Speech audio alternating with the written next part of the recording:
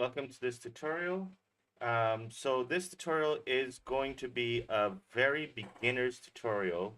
This is going to be looking at, um, why is my mouse not working? If that works. Okay. All right. This is looking at C sharp, I guess, introduction. And I'm going to be looking at a couple of different parts of this. I want to first look at what a library is, what a variable is, what a method is, slash function, and what a class is, and what a collection is. So like I said, this is going to be an extremely beginner's tutorial, and this might not be for a lot of people. But if you are getting into wanting to learn about gaming, then you might want to know, well, what are these basic things? You might not even know the names of them. You have no clue what programming is. You might have come from something like Scratch or, um, well, yeah, so Scratch. And you now want to step up and get into the next level of things. First thing we're going to look at are libraries. And this is a very simple thing. Whenever you start a new C# script in Unity and you open it up, it already has code in there.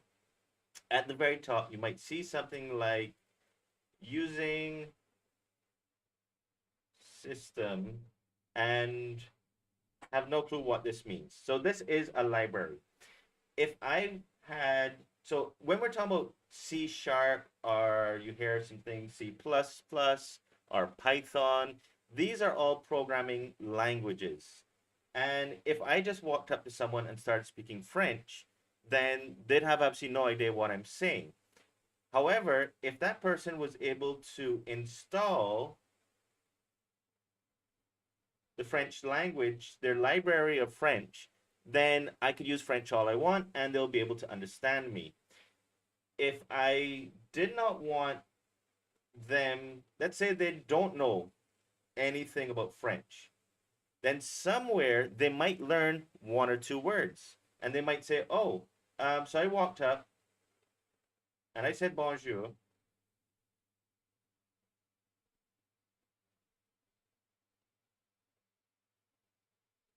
And they knew that word. So if I use this as French.bonjour, then it means that I'm not installing the entire French language. I'm not installing everything, the library of French. I'm only using that one word, and I can understand that one word.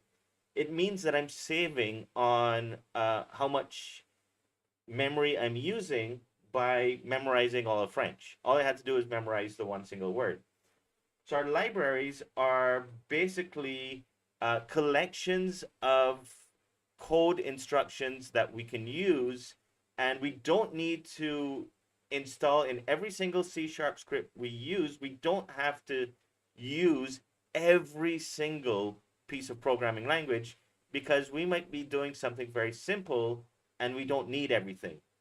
So library is just a grouping of code that we can expand our C# script that it can use extra features, I guess you can say.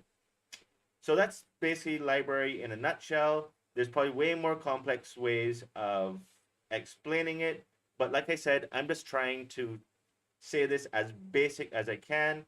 Normally when I start teaching gaming and my students are 12 years old and I have to start teaching C# to a 12-year-old, I have to think in very simplistic terms to get the point across. That's libraries. Let's look at variables now. And I will be coming back to variables over and over as we get through more of that list. I will be coming back to variables to add to variables and um, expand on it. The first thing to know about variables are information. And I normally use a prop for this. So in this case, I'm just going to draw my prop. And I use a prop of a small box. This is a container. I can put things in it. And the thing that we're putting in it is information. When we put information into the box, though, we want to be able to restrict that box on what type of information we can put in there. There are different types of information we can use, and I'm only going to go through 4 basic pieces of information that can go into that box. Actually, I'm going to do, yeah, I'll do 4 for now. Like I said, I'll be coming back to variables. Okay, so variable can hold numbers. It can hold, let's say, words, and it can hold true or false. These are 4 basic things, but I've only written 3 things down. That's because numbers breaks into 2 categories. I'm going to use the real words that we would use in programming, and numbers breaks into 2 categories. One is called an int, which is short for an integer, and the other one is called a float. An integer is any number that is a whole number. So a 5, a 6, a 9, a 2,590, and we can also use a negative 262. So negative numbers, positive numbers, as long as these numbers are whole numbers, we can use them as an integer. A float is basically any number. I could use a 5, I could use a 5.0, I could use a 2.9. Just like the float, I could use a negative 259.005. Any number, so decimal place numbers and whole numbers can be used as a float. Our word, its official name is a string. Strings are always wrapped in double quotes. And a string can be a single letter, a word, a sentence, an entire paragraph. It can even be a number. So if I wanted to put a 5 inside of my quotation marks, my double quotes, then that's still a string. The difference between that string and an int and a float. So I have a 5 both as an int, a float, and a string. The int and the float can be used mathematically. So I can do calculations using ints and floats. I cannot do a calculation with the string. That 5 is not seen as a number. It's just the representation of the number 5, but as a word. I could do 5 like that, or I could do 5 like this. Both of them have the exact same status. They're both strings, and they cannot be used in calculations. Okay, the last one is true or false, and that is called a bool. And those are very useful. We'll see how those come into play because, oh, I need to add something else here. And I'm going to do this after methods and before class. And I'm going to put this down as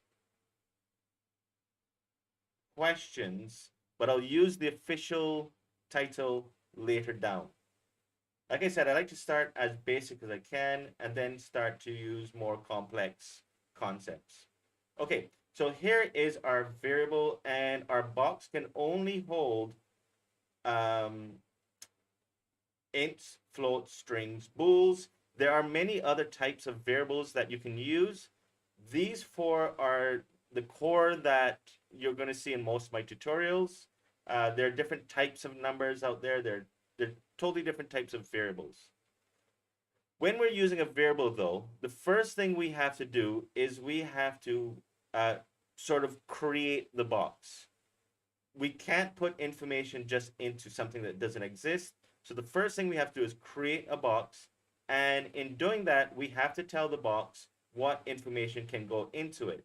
This box is going to hold ints. So I can put the number 5, the number 9, the number 2,590. But if I try to put 2.9 into the box, it can't it can't put that information. If I try to put FIVE in double quotes, it can't go in there. This box is designed to hold whole numbers. Okay, we've got our box that has the that can take ints. And now I have another box that can also take ints. And what we have to do is figure out which box I need to use. In order to do that, it's a very simple process. We need to name the boxes. I'm going to name this box health. And I'm going to name this box magic points. So now when I want to put information into a box, I can call it by its name. So if I had the number 5 here, I can say I want to put it in health. I'll know which box to put it in. And then the number 6, and I say I want magic points. I know which box to put it in. Okay. In putting information into a box, though, the box can only hold one piece of information at the time. So if I had the number 5 in here, and then I took the number 6 and put it in here, the number 6 is going to overwrite the number 5. Anytime I ask for health, whatever the last number or the last digit that was put into health, whatever that is going to be the number that will come out. So once I put that number 6 into the box, the number 5 does not exist anymore. And there's no way of getting back that information. And I just realized that health is spelled wrong. All right. This is not a spelling class. All right, so we have a box that we can put information in, and when we have to create that box, we do it in a specific order that we say what type of information it is first, and then the name of the piece of information. And I did it again. Okay. How you name your piece of information is there are some important rules, and then there's some gray areas that are up to you. One of the important rules is I'm not going to use I'm not going to use a name that I know already is a piece of code. So for instance, if I did an int, I'm not going to name the box int. That makes no sense. Int already is a piece of code. We don't want to muddle up our programming by using poorly worded variables. Okay, the next part is a lot of people have their own ways of naming conventions or ways of naming things in their programming. And when it comes to variables, that always varies from person to person. I like to use a small letter to start the word. Some people might prefer to put an underline in front of it. So when they're looking through their code, if they see any word that has an underline in front of them, they will know automatically, oh, that is a variable. The other thing is that a variable can only be one single word. So I cannot do a string, and I'm going to say this is the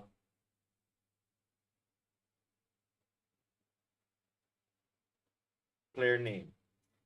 You cannot have spaces between words that are the name of your variable.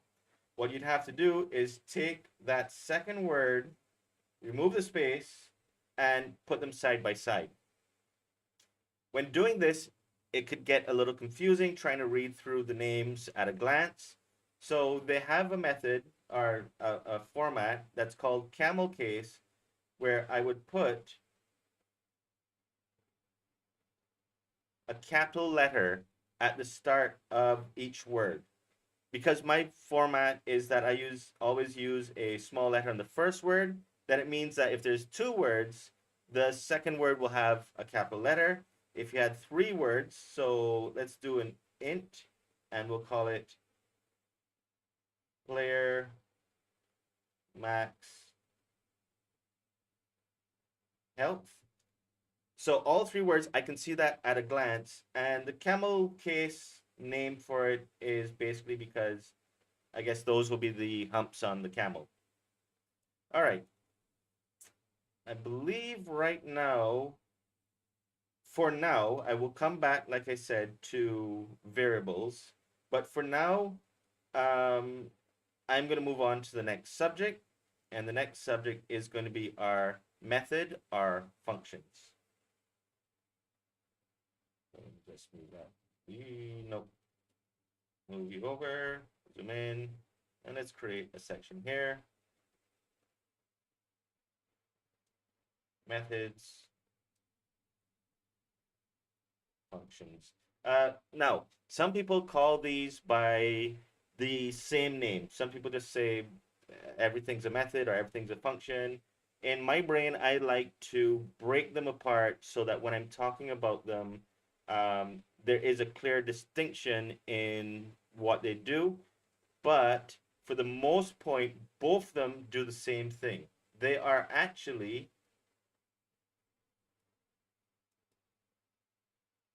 instructions. The two main building blocks that we're going to need is we got a list of instructions and we have a bunch of information, and they all work together. For instructions, what if I had, so in methods, I'm going to say I have two people, person A and person B, and they need to get to X, but there's a wall between them. Person A is going to go left, person B is going to go right. If I put this as a list, I ask both of them, how did you get to the wall? And player A says, oh, I'm going to go, I'm going to turn left, go around wall,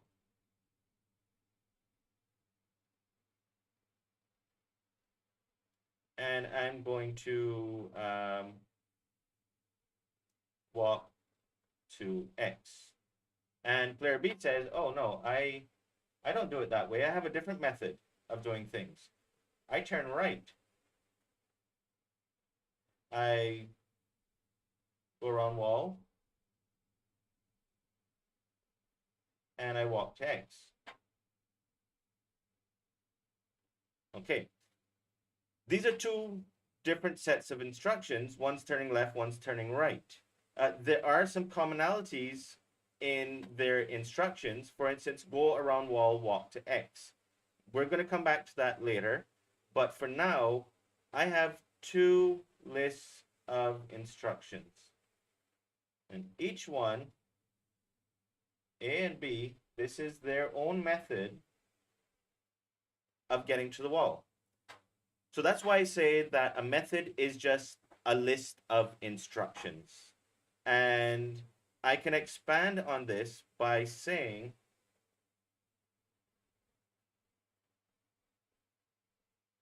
that person A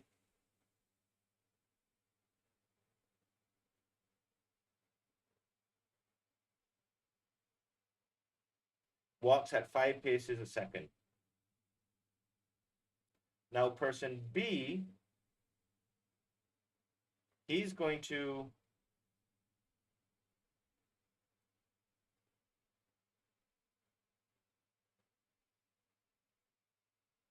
now what is this? I've just used a variable. Variable is a piece of information. if at the beginning of my code, I created an int called player speed,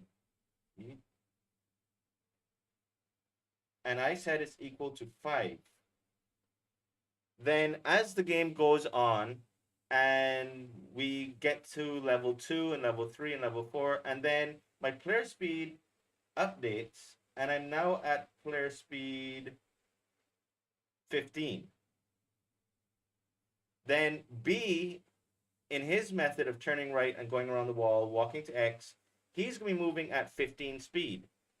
A, unfortunately, cannot make any changes. A turns left, goes around the wall, walks to X, walks at 5 paces per second. He cannot change. This is where the power of our variables come in, because it allows us to change our information. If I change the information that's in that box, then whatever's using that variable is going to get the information from the box. So B is a better function, sorry, it's a better method than A, because B is more flexible in what it can do. I'm gonna add 2 other guys though.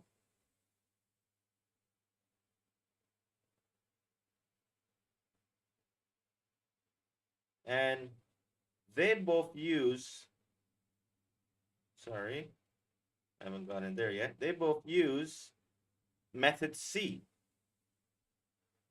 So method C, I'm gonna draw it like this. Say this is method C, and this is fly over the wall.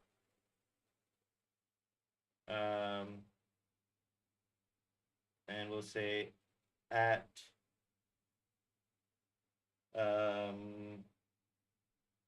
5 feet per second and 2x. All right. I've got 2 people there, both using C. And I want to make this more robust. I could do this. Remove this and say, nope, let's do this and call it flight speed per second. And I say person 1 is going to use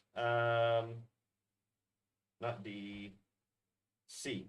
And person 2 is going to use C. And at the very beginning, I say that let's make this an int flight speed equals 10. Okay, both person 1 and person 2 will fly over the wall at speed 10. This is perfectly fine. It's a different method to A and B, where just like B, we're using a variable. So if I change the flight speed, then they'll fly at a different speed. So if I change that flight speed to 20, both person 1 and person 2 fly over the wall at speed 20. This is all good, but once again, let's look at another level of flexibility. I'm going to not declare this variable here. I'm going to say that this method has its own variable. And I'm going to put this as a notch in the top. And this is an int called flight speed.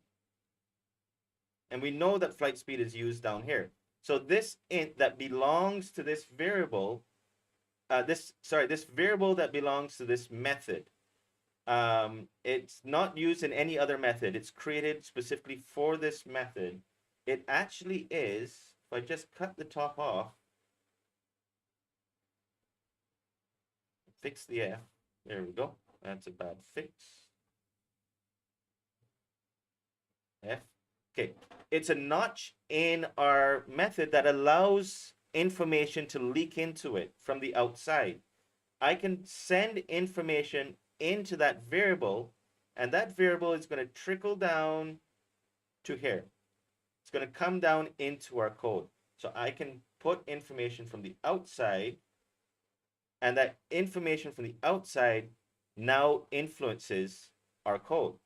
And in doing that, it means that I can now say, if I had flight speed like I did before, both person one and person two fly at the exact same speed using the method. But what if I wanted person one to fly at speed 5 and person two to fly at speed 15? I would have to create two separate methods using two separate variables to be able to have both 5 and 15 work at the same time. But now, using this, I can add these pieces on. This is me taking information and plugging both pieces of information into here. And so when person one runs C, C is going to run with the number 5. When person two runs C, he's going to be running with the piece of information of 15. And this has just made our method even more powerful than B was. B is more powerful than A because B allows us to change the player's speed. A cannot change his player's speed. C is more powerful than B because, yes, I can change the flight speed, but every time I use C, I can give it different pieces of information. So this is going to be our methods in a nutshell. So methods are instructions. Variables are information. And variables have power um, of being able to change the information that goes into instructions. Okay, we've got methods and we've got functions. So this is not really, I don't think this is an official terminology difference. Like I said, some people use the word methods and functions as the same thing. I don't like to do that. I like to separate them um, as two separate entities, but they are kind of the same because they're both instructions. Okay, so I want to say add two numbers. This is my method. So let's put that in a box.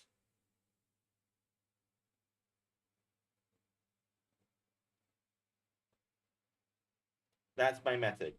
And add two numbers just basically says take number one and add it to number two.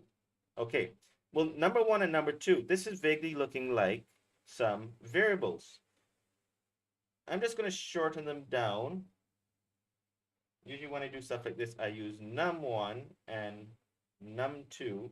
And I could use those as external variables, but we learned in method C that we can actually do this by putting a hole in our method.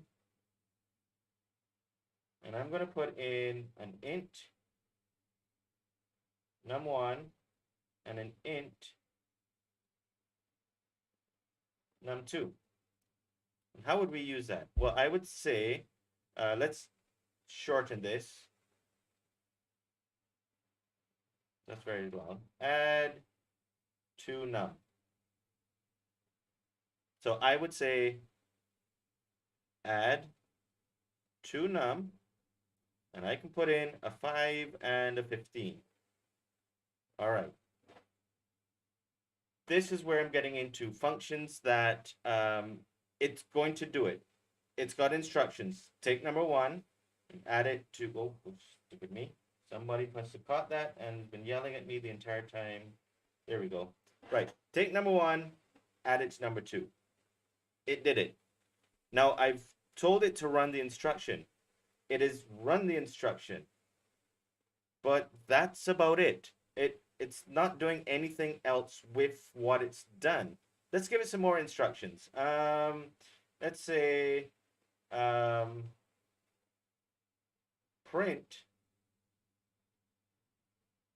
the addition to the screen. All right.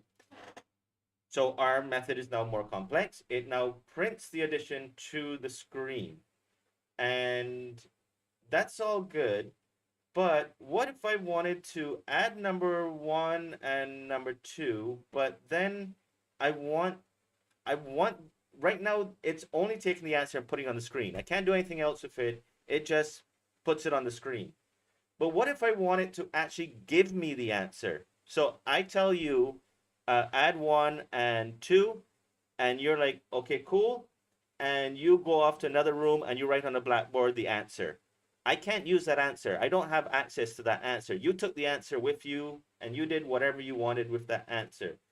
But what if I tell you, add number one and number two and give me the answer? I need to use that to do some other calculations. So rather than saying print the addition at the screen, rather than saying that, I'm going to tell you to return the answer. I want you to give me back the answer. This is now what I consider a function. A function is going to do some instructions plus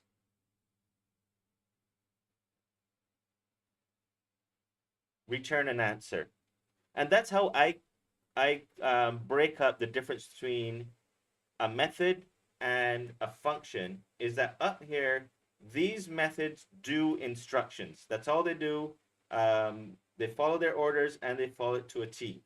This one down here, he's going to do some instructions, but he's also going to return an answer at the end of the instructions. So for instance, I tell these guys here, your instruction is to get to X. And A turns left, goes around the wall, walks to X at a certain speed of 5 paces per second. And he carries out the instructions, and I'm standing there. I have no clue whether he's actually reached X. What if my method did something and could also return information? So returning information is a very powerful thing to do. In doing the returning of the information, though, we have to be able to look at another part of when we create a method. So in creating a method, there are two main things in creating a method. We're going to need to know, okay, I'm going to start with this, that we need a name for the method. So the name for the method is, let's call the first one walking A. And, or let's use the C. So walking, remove A, walking C, because C allows us to pass in, actually, C was even walking. C was flying. Flying C. And also, the naming of methods also comes down to you. Just like the naming of variables, you have to make sure that your methods, that your methods are not code and that they're one single word. And for me, I use a capital letter for my methods and my functions. I use camel case as well, but I use a capital letter for the first letter. That way, anytime I see something with a capital letter, I know it's a method or function. Anytime I see it with a small letter, that is going to be a variable. So in here, I've got an int, and this is a variable, but I do kind of have a different naming method for this variable, this is where I use an underscore, and let's call this um, fly speed. So it's still a small f, but I use an underscore ahead of it. So when creating a method, we need to tell it its name, and then open a bracket, and if there's any information to be passed in, we put it inside of there. If there's no information, then just open close brackets. That's it. After that bracket, we then use what's called, I call them curly braces. I think other people are curly brackets. So we open close them, and anything in the middle here is our instructions. Okay. This is the kind of format that we use when we are creating uh, a method. All right. It's going to need one other piece of information though. It needs to know, because um, the function is returning information. And any information, you have to tell it what kind of information it is. So for instance, I'm adding two numbers. They're going to be two whole numbers. I expect that the information that's coming out, let's put another box here, and let's say this is an int. The information that will be returned out is an int. So if I did this, I would have said, what did I call it? Add to num. So I would say int, sorry, small I, int add to num, int num1, int num2. I'm going to open my brackets.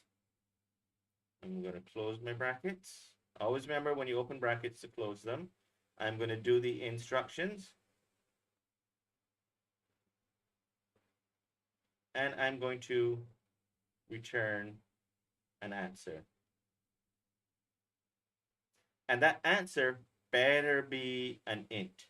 If that answer is not an int, your method, your function is going to mess up and it's not going to work. It will actually underline it in red in your code program to tell you there's an error. The answer you're returning is not an int.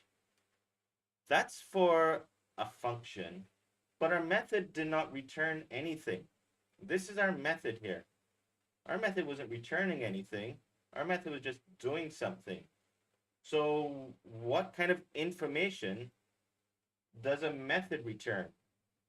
And I said that we have four major. So let's go out and check that. Here we go. We've got four major types of information: ints, floats, strings, bools. But if nothing is coming out of a method, none of those can account for it. Even the bool of saying false. False is a piece of information, but a method is not returning the piece of information false. It's returning nothing. So basically, that's where we have another type, and we call this void. Just like the void of space, whatever, it is nothing. And void is only really used when we look at making a method. And that's where we say void. So kind of like a variable, when we create a variable, we tell it what kind of information it is, and we give it a name. When we're creating a method, we tell it what kind of information we expect to come out, and we give it a name. We then add on, do we pass in information, and we write the instructions. So this whole concept of when we create something, we have to supply something that is going to tell it what it is, a void, an int. We have to give it a name. So those are kind of concepts we have to always respect. All right.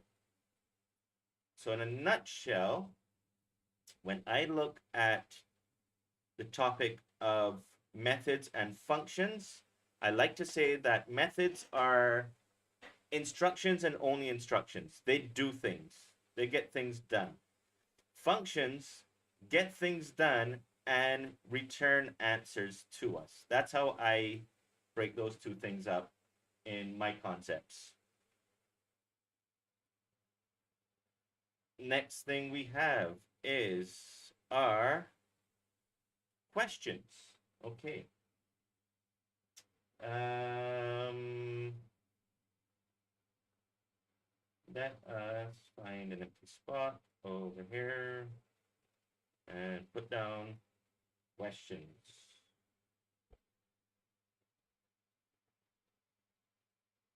And eventually I'll get to the real naming of it. But so computers are always asking questions, from all the way down to actually the hardware inside of your processor. Every piece of hardware, it's always asking questions. And in programming, we use a very key word here, and it's the word if. We put some brackets, and we're asking if something is happening, then do something. So we're going to say, we use our curly braces again. Let's put down here, thing to do. And if, and the question that we ask always has to have an answer of true or false. Let's create a variable. Nope, I'm not going to use color because color is code in Unity. I'm going to say player color. Nope, that's not a good thing.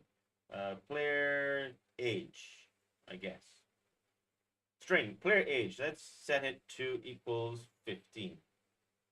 And we're going to ask a question. If player age, and I'm going to write this wrong and then explain why I'm writing it wrong, is equal to 15, then we're going to do something. We're going to say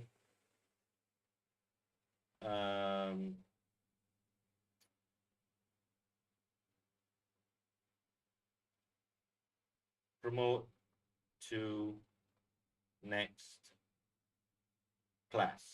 All right. Like I said, I wrote something wrong there, and I want to get back to explain this. But I want to first look at the fact that this is a true or false question. If the player age is equal to 15, well, player age is equal to 15. So that question is true. If we said player age is 12, and then we ask the question, if player age is equal to 15, well, player age isn't equal to 15, so that's false. And in other words, it's not going to promote to next class. So this is the first part of a question. We're going to ask the question and we're going to do something. But what if we said, okay, but I want to be able to allow other players who aren't 15 to do something. So I'll say else. This is going to include everybody else. So else, and let's put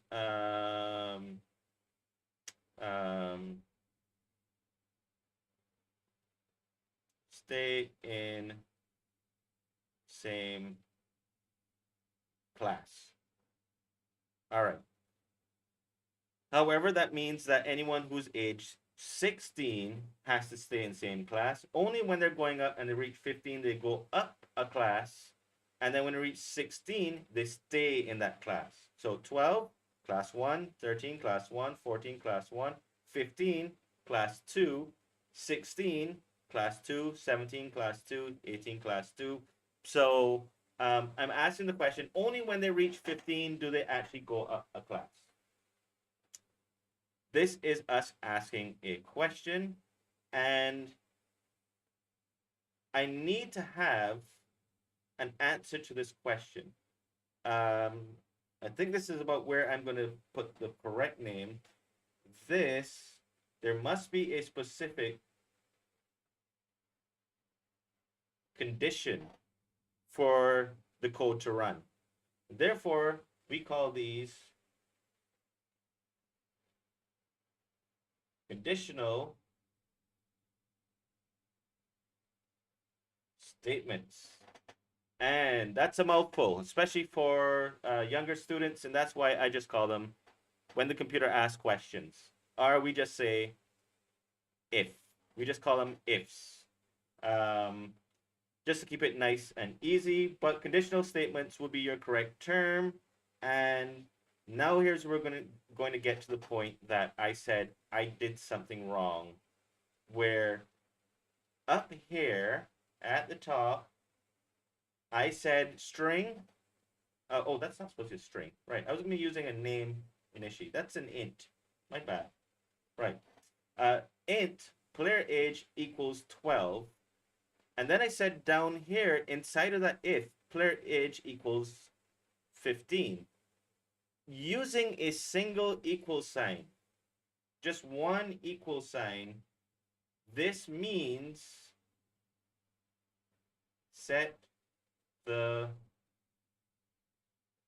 variable to. So in the if, I'm actually setting the player age to 15. I'm not asking a question. I'm making player age equal to 15. I don't want to do that. I'm asking a question. So I have to use two equal signs, which says check the, oh, sorry, no, check if, let's see, check if variable is equal to. All right. So check if the variable is equal to is totally different to setting a variable. I want to check if the variable is equal to 15. That's how I would write it in the correct way. Okay. So there is my spiel on questions. Now the symbols that we use, check if it's equal to, I could use this. So this is check if greater than, lesser than, and I could say, so something like this, greater than, and, or I should actually say, or equal to, the reverse for that. But now, what if I want to check that the player age is not equal to 12? This is the term for not equal to. So whenever you see an exclamation mark in front of something, it means the reverse of whatever it is. I can even use that with a bool. So if a bool is true and I ask it with a question mark in front of it, I'm actually asking if it's false. So the not the question mark, the exclamation mark means not, that's a bad E, equal to. Okay. Conditional statements can get a lot more complex. I'm not getting into the complex stuff in this tutorial. In this tutorial, I'm just touching on the very basic things.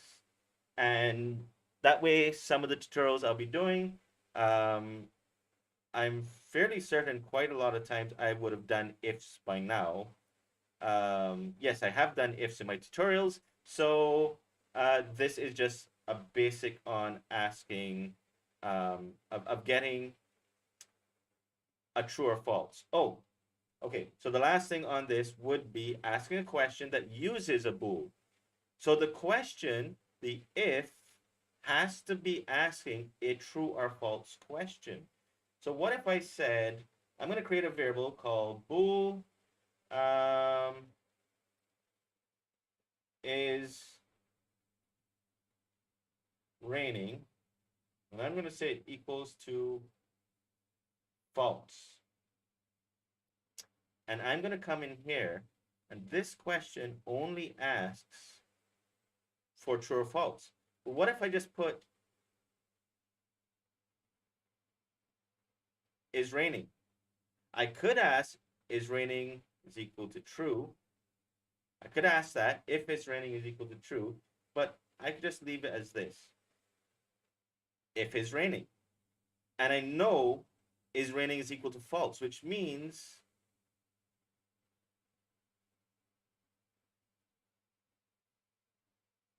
this line of code will not run. Only if is raining has been changed to true, the answer, when the answer of the if is true, it will run that code. Now it's going to run the code. So I don't have to say if is raining equals to true. I could just say if is raining, because is raining is going to be a true or a false. And that would be the last thing I'm doing on questions, which means the next thing is our class. Okay, let's put this down here and say class. Okay, what is a class? When we first look at our code that's created, our C# code created by Unity, like I said, you usually see it starting with using, and there's like system dot collections.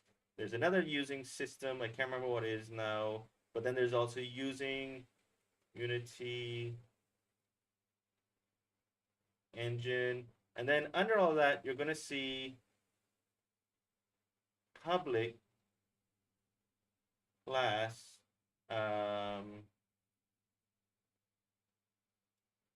my code. And then this would be, what's it again?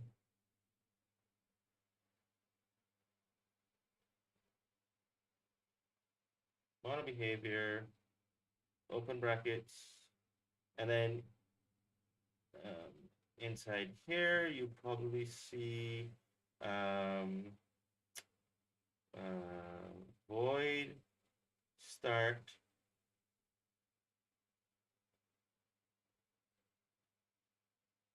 and void update. There's some green text in there as well, which I'm just going to ignore for now. But anyhow, just to give a basic layout of what's created when our code first starts. We can recognize two things right away: void start and void update. And what can we recognize about them? Void, a name, some brackets, and some curly brackets. These are methods. That is creating two methods: void start and void update. These two methods are very specific to Unity, and these methods will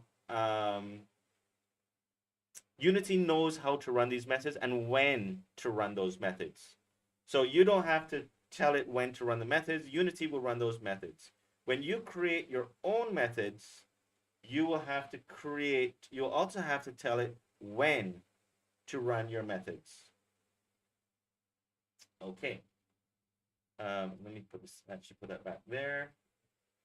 And so inside of this class, I'm going to put, so something you'll recognize, int player speed equals 5. So what have I done? I just created a variable. What do I have in here? I have a variable, I have two methods, and it's all inside of these curly brackets belong to, open and close, my code. They belong to the class called my code. All of this stuff inside of those curly braces belongs to the class my code. So what does that mean? What is a class? So a class contains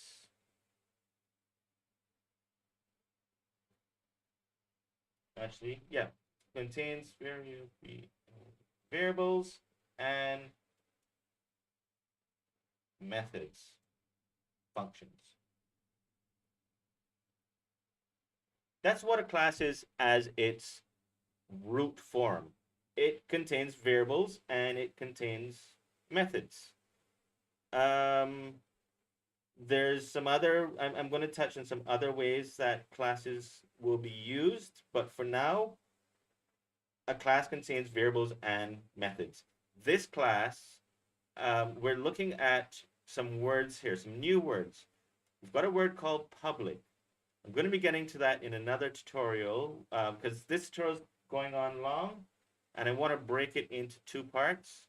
So public we're going to look at, but here we're saying this is a name. We can recognize this now. We know how names are done. My naming convention of naming my codes is that I use a capital letter and a and camel case as well. So it's one word, my code as one word, capital M, capital C. I know this is my name of the class. Okay. The next thing, and the class, all the code in this script can use these libraries. Those libraries give us access to anything that's in them. The next word is we have these semicolons and then this word. Mono behavior. The word that comes after semicolon, it just means that this class, my code, he has access to some other code. And not from this. This is one way of doing it, but this here says that, oh, I have a file, and he's called mono behavior. And all the code in mono behavior can be used by this class my code, and we call this what was the word again? It just slipped my mind. Somebody's screaming the word at my monitor at their monitor right now. It is it inherits code from somewhere else. My code has just inherited a whole bunch of code from mono behavior. So I don't have to have 2,000 lines of code that are the mono behavior code before I can write my code. All I do is I write, the mono behavior code is already written. It's off somewhere and it's already written, and my code is going to inherit all of that code to allow me to use that code. Okay. This is class in a nutshell. What did I have after class? I have collections. Okay.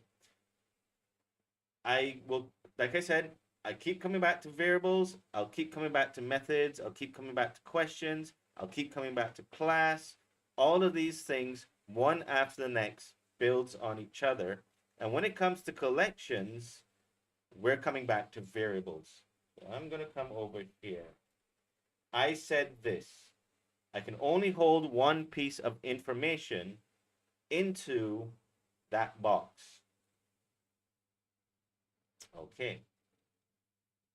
A collection is, well, it's kind of like what the word actually means. It is a collection of information. I could put, I can start some variables, and let's make these strings. And I'm going to call this student 1.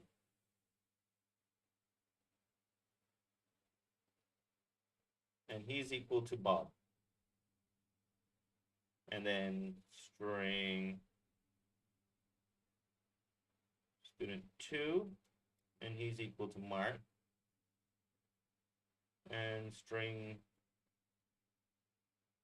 who is student 3 is equal to Tom.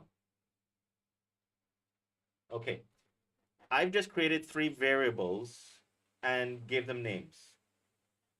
This is a waste of space. It's a waste of memory because well, I'm not sure how more efficient it is doing it this way, but it's when doing it this way, it's inefficient in how you do your coding. I obviously have a list of students. So what if I just said I want a list of students, and then I put the names into that list. Let's move this word over. I'm going to make a list, and above, when I looked at my variables, I told it what kind of variable they are. They're all strings. So what if I said I want a list of strings, and I'll call that list students. This is a collection. There are a couple of different types of collections. There's a collection, the main and oldest type of collection is called an array. The next one is actually the word I used above. It's called a list. There's something called a dictionary. There's a whole bunch of different types of collections. For simplicity, I use lists. I like lists. They do have a lot of power and stuff to them, so I like lists. In my tutorials, especially the one where I'm discussing uh, a saving and loading system, I cannot use lists, so I have to convert my list into an array. But for most of my tutorials, you're going to see me using lists. All right. What can we do with lists? Well, we can add to a list. We can remove from a list. We can add, remove. We can check to see if the list contains something. So there's a whole bunch of things we can do with lists. These are just 3. Let's put the last one, clear. We can clear the list. So these are some instructions that we can do to our list. So for instance, I might say add Tom. Inverted commas. So I would say students dot add Tom. And we always put a dot to mean that we're doing something extra. I have a variable called students dot, what's the extra thing I'm doing? I'm adding Tom. All right. That's the first part. These are things we can do, and these give us a lot of power in our variables, because now if I had my box, so here's another quick box. And this box now is a list of string. And its name is students. Instead of having one single name, I can actually have a full list of names that I can put into that box, and I can pull the names out of the box. I can pull all of them out, or I can pull single ones out. How do we pull specific ones out? When we create any sort of collection, programming always likes to start with, or they like to organize things by numbers. And in here, we call those number systems our index. So the index of something is going to be an int number. And an index always starts at 0. We never leave 0 out. So the first one would be, who's the first? Bob. 0 is Bob. 1, Mark. And 2, Tom. Another thing we can do with a list is we can count the amount of things in the list. That's a very useful thing to use. So our index, if I wanted to get Mark, I would have to do this. I would have to say students. So let's say, let's give it an instruction. Print on screen students, and then I use square brackets, the number, close the square brackets, and um, print on screen students one. It's going to look through students. It's going to find somebody who is at number one, and it's going to print whatever information is at number one. This is a very basic introduction to our, um, where is it? Our collections. And collections is basically a way of expanding on our variables to be able to have more than one piece of information placed inside of a variable. Okay, this is where I'm going to end this off. What I want to do when I come back is I'm going to expand on class, and this is going to be in direct uh, basically the three things that I'm going to be going over: class, variables, and collections. All three of them, I'm going to match all three of those things together, and it is in order to make a custom variable. I'm over an hour. Do I have time? I have time. I'm going to do it now. A variable, I said, ints, floats, strings, bools, void. These are variables. They are your main ones. We have other main ones. But what if I want a variable that, so I've got a piece of information that I want to be custom made. Right here, I've got my box, and I'm putting a list of those students in. All I'm doing is I'm putting a list of the student names into that box. What if, let's come down here. What if I had a student, and I want that student to have a name, an age, the class he is in, and let's just say name, age, class. That's it. Three things. A student is made up of those three things. Now, we know name can be a string. We know age can be an int. The class that says class 1, class 2, class 3, that would be an int as well. We have three pieces of information that refer to that student.